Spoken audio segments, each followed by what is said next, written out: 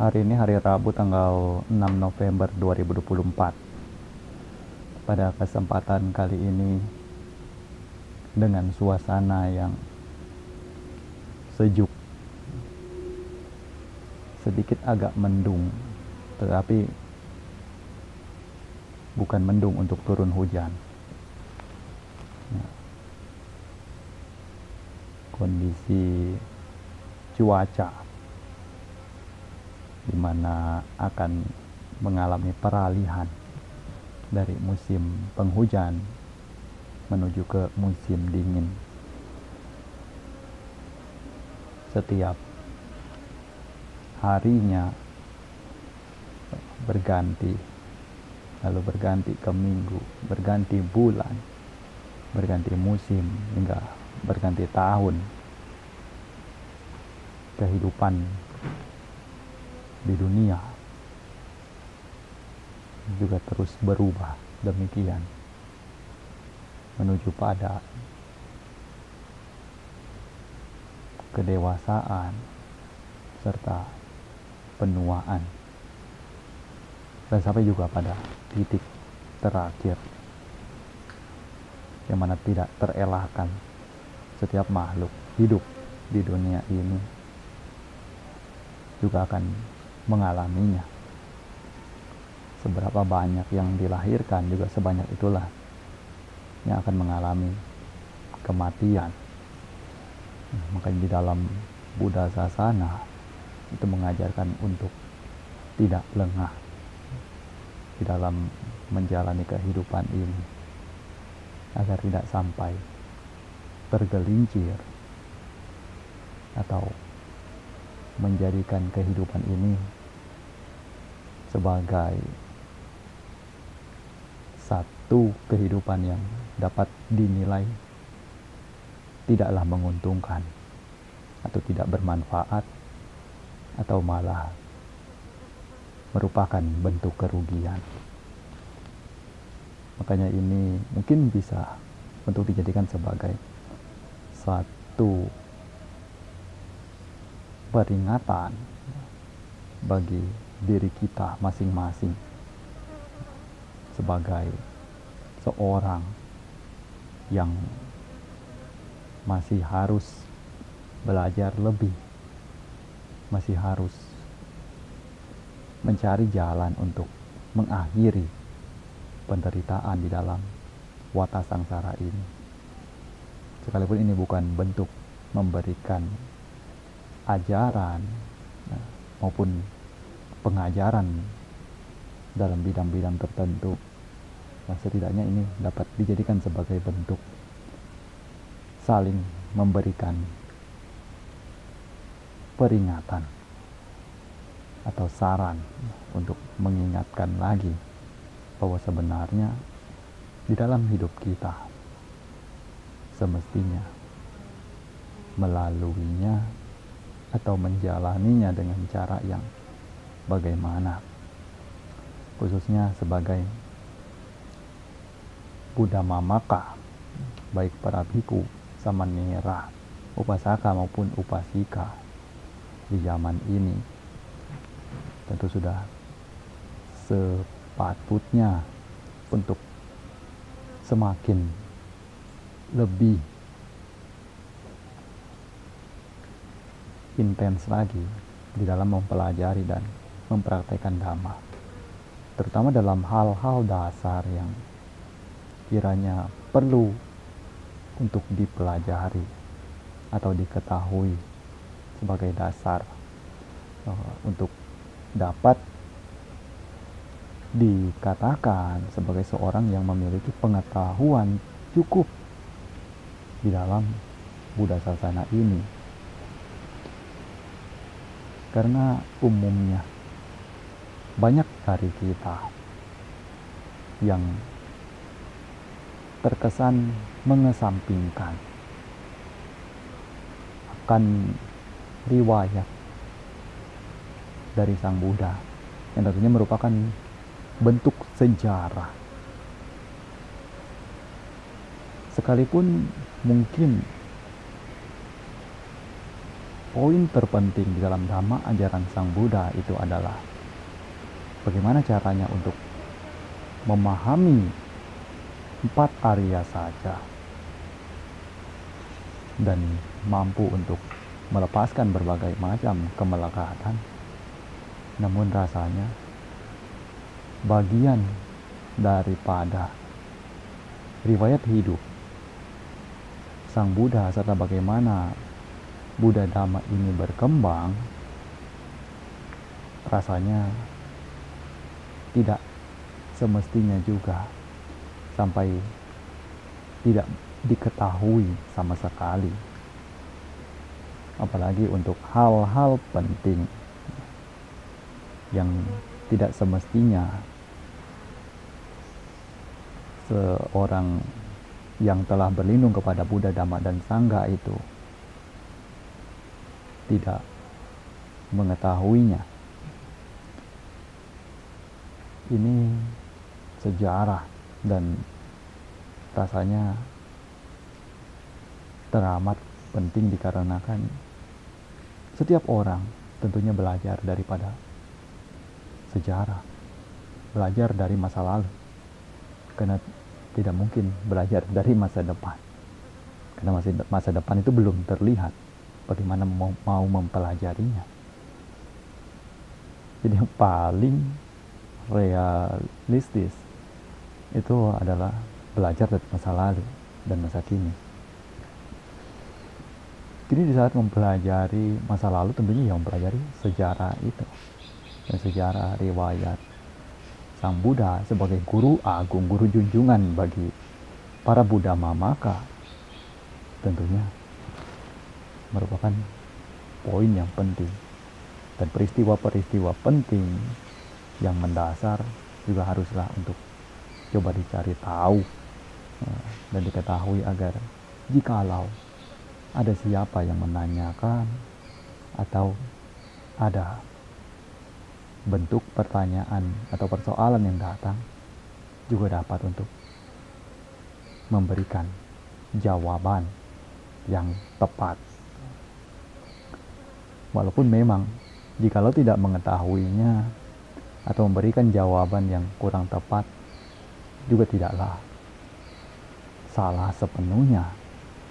Nah, sekali lagi, karena memang setiap orang tentunya memiliki batasan untuk mengetahui sesuatu, memiliki berbagai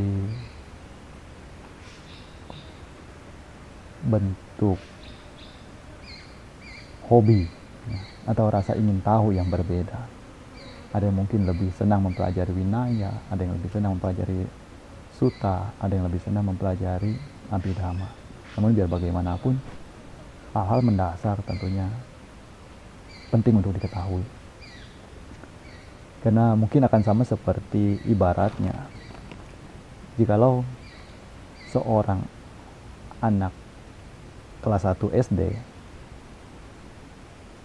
tidak dapat untuk menjawab pertanyaan 2 ditambah 2 sama dengan berapa, mungkin masih dapat dimaklumi. Namun akan berbeda rasanya jikalau seorang anak kelas 3 atau kelas 4 SD yang tidak mengetahui ketika ditanyakan 2 tambah 2 sama dengan berapa. Nah, ini juga sama. Sebagai Buddha Mamaka atau penganut atau pengikut ajaran Buddha ini, ketika sebagai seorang yang baru saja mengenal atau mempelajari agama Buddha, ketika ditanyakan pertanyaan-pertanyaan mendasar sehubungan dengan riwayat Buddha Gautama, mungkin akan memberikan jawaban yang kurang tepat, tentu merupakan hal yang dapat dimaklumi. Namun berbeda halnya jikalau sudah melalui proses berlindung kepada Buddha, Dhamma, dan Sangha dalam kurun waktu yang mungkin puluhan tahun, belasan tahun. Tentunya jikalau tidak mengetahuinya, rasanya sangatlah kurang begitu tepat. Nah, di sini makanya mungkin ingin menitipkan kembali kepada para Buddha Mamaka sekalian bahwa terdapat hal-hal mendasar yang seringkali kita abaikan, yang mana justru dapat memberikan kesan seakan keyakinan yang kita miliki tidaklah begitu kuat. Terlebih di dalam Buddha Sasana ini yang dapat dikatakan erat sekali hubungannya dengan nilai-nilai atau prinsip-prinsip yang tertanam di dalam sejarah. Ya, jadi sekali lagi ini merupakan bentuk untuk mengingatkan kembali. Makanya kalau di Thailand ini setiap tahunnya akan terdapat semacam ujian untuk mengukur tingkat pemahaman dari para Buddha Mamaka, baik yang sebagai biku ataupun samanera juga tersendiri, baik yang sebagai upasaka atau upasika juga terpisah dengan kedalaman materi yang berbeda, namun tetap dapat untuk dijadikan sebagai acuan atau tolak ukur kira-kira seberapa jauh pemahaman di dalam Dhamma ajaran Sang Buddha dari para penganutnya. Karena ini rasanya begitu penting, yang mana ditambah lagi Dhamma ajaran Sang Buddha itu tidak terlepas dari pariyati. Karena mulai dari pariyati, patipati, patiweda, ini 3 hal yang tidak dapat dipisahkan di dalam Dhamma ajaran Sang Buddha. Makanya kalau ada waktu, kalau ada kesempatan untuk melihat isi buku Dhamma, juga hendaknya melihat dan membacanya, serta juga menggunakan cara untuk menganalisa yang baik. Pertama-tama tentunya harus memilih dari sumber yang terpercaya, karena mungkin beberapa sumber kurang begitu lengkap di dalam menyajikan sehubungan dengan riwayat atau sejarah dari Sang Buddha yang ada. Nah, makanya di sini juga perlu untuk cari lagi lebih jauh. Dan yang terpenting itu satu hal yang ingin dititipkan di sini, yang mungkin akan banyak membuat seakan terlalu banyak versi atau kerancuan di dalam menilai satu ajaran, di mana cara yang atau pola pikir yang mendramatisir dari pembaca atau penyimak itu sendiri. Seperti misalnya ketika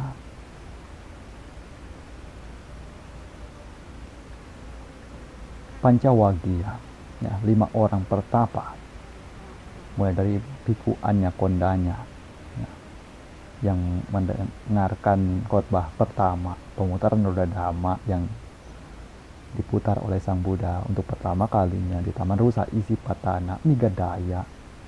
Di sana beliau memutar roda dhamma yang tidak dapat diputar balik oleh siapapun di dunia ini. Dan pada saat itu biku ya,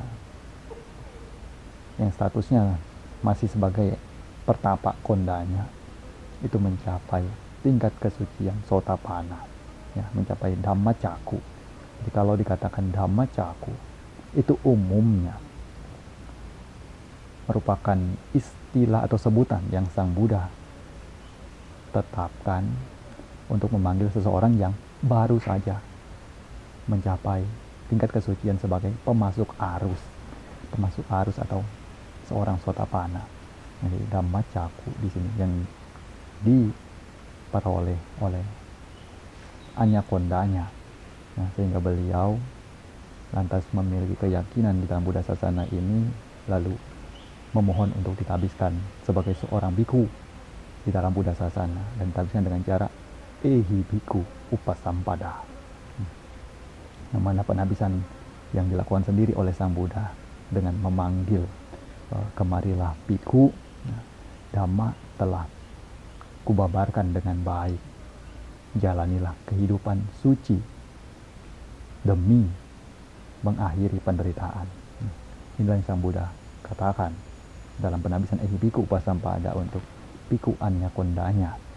Makanya Sang Buddha masih menempatkan di sana untuk atau demi mengakhiri penderitaan, karena pada saat itu biku Anyakondanya belum sepenuhnya mengakhiri penderitaan, karena baru saja sampai pada tingkat kesucian pertama, yaitu sebagai Sotapanna. Nah, di sini ketika kita berusaha untuk mendramatisir kejadian tersebut atau akan memaksakan menjadi akan rancu, yang mana mungkin akan dengan perasaan sendiri, biku Anyakondanya itu kan biku pertama di dalam Buddha Sasana ini, mungkin akan lebih baik.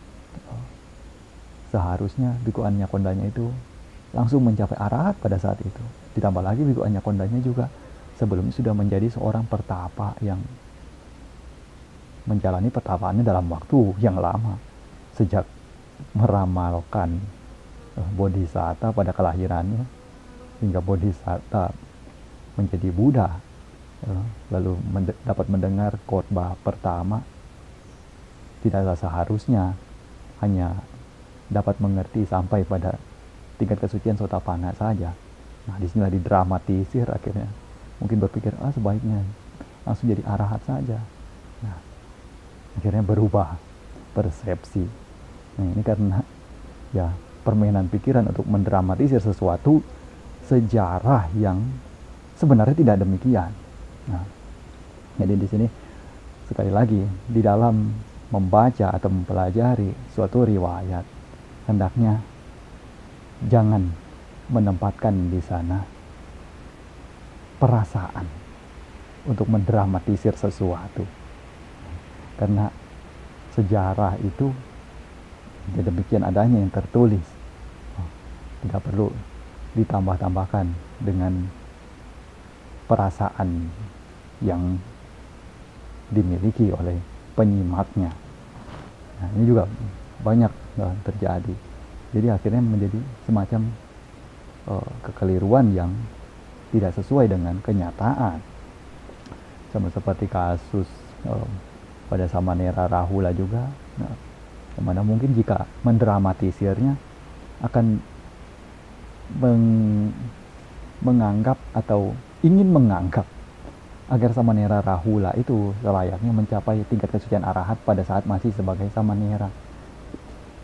Tapi kenyataannya Rahula itu mencapai tingkat kesucian setelah beliau ditabiskan menjadi biku, dan dengan mendengarkan Cula Rahula Wada Sutta yang diberikan oleh Sang Buddha kepadanya. Nah, jadi kalau mendramatisir mungkin akan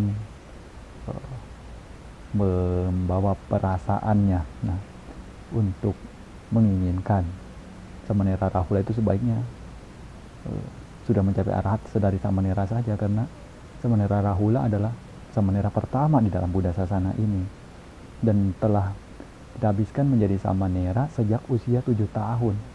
Masa sih selama 7 tahun usianya sampai dengan usia 20 tahun belum mencapai tingkat kesucian apa-apa. Nah, inilah ketika mulai untuk mendramatisir, jadi terubah-ubah apa yang tidak ada menjadi ada. Nah, makanya ini sekali lagi mungkin dititipkan kepada para Buddha Mamaka, sekali lagi bukan untuk menjelekan ataupun mengkritik secara tidak jelas, namun lebih kepada untuk mengingatkan jikalau memang tidak terjadi seperti itu juga adalah baik. Namun jikalau sudah terjadi demikian, juga berusaha untuk coba diubah dan benar-benar mencari tahu sebenarnya seperti apa, dan berusaha untuk mengesampingkan perasaan itu. Jadi sifat bahwa perasaan itu bukanlah sifat yang baik di dalam belajar atau bagi seorang yang sehendaknya perlu sekali untuk belajar. Jadi belajar itu harus benar-benar menempatkan pikiran dan perasaan itu secara netral, tidak miring ke sana, tidak miring ke sini, dan juga berusaha untuk tenang dan damai. Makanya di dalam mempelajari apapun, sehendaknya berusaha untuk mengosongkan gelas terlebih dahulu. Itu yang Kruba Ajan itu seringkali ajarkan. Jikalau kita ingin mendapatkan ilmu pengetahuan secara optimal, apa yang harus kita lakukan adalah dengan mengosongkan pikiran kita terlebih dahulu dari pandangan-pandangan yang telah ada sebelumnya, dari pengetahuan-pengetahuan yang mungkin pernah dipelajari sebelumnya, agar pengetahuan yang baru yang dipelajari tersebut itu dapat masuk secara optimal. Dan ketika pengetahuan itu masuk, barulah coba untuk dibandingkan dengan apa yang telah ada. Nah, bukan berarti lantas langsung dengan semena-mena menggunakan pengetahuan yang telah ada pada saat mendengarkan pengetahuan yang baru, karena akan terjadi banyak sekali pertentangan dan penolakan, sehingga alhasil pengetahuan yang baru tersebut pun tidak terserap secara maksimal. Nah, mungkin untuk hari ini saja yang dititipkan kepada para Buddha Mamaka sekalian, agar kita semua semakin lebih bijak lagi, semakin lebih tertarik lagi di dalam mempelajari dan mempraktikkan Dhamma. Tentunya dalam hal riwayat Buddha ataupun riwayat para Arya Sawaka dan lain sebagainya, tidaklah dapat untuk mengharapkannya dengan mendapatkan dari hasil ceramah-ceramah tertentu, karena dalam ceramah tentunya memiliki waktu yang terbatas dan tidak mungkin untuk menjelaskan secara semendetail yang sebagaimana adanya. Karenanya perlu untuk diri sendiri mencari tahu dengan mempelajarinya, dengan membacanya sendiri, atau mengikuti kelas-kelas tertentu yang memang arahnya untuk mempelajari itu semua.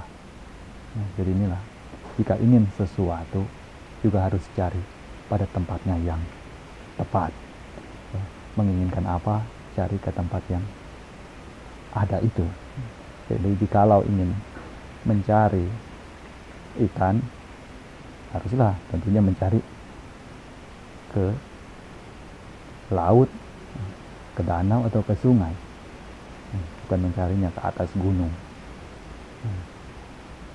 Jadi memang demikianlah selayaknya kehidupan di dunia ini. Apapun yang kita ingin cari, jikalau kita mencarinya pada tempat yang tepat, bagaimanapun kita akan mendapatkannya. Jikalau tidak mendapatkannya, setidaknya juga sedikit banyak dapat pelajaran dari sana.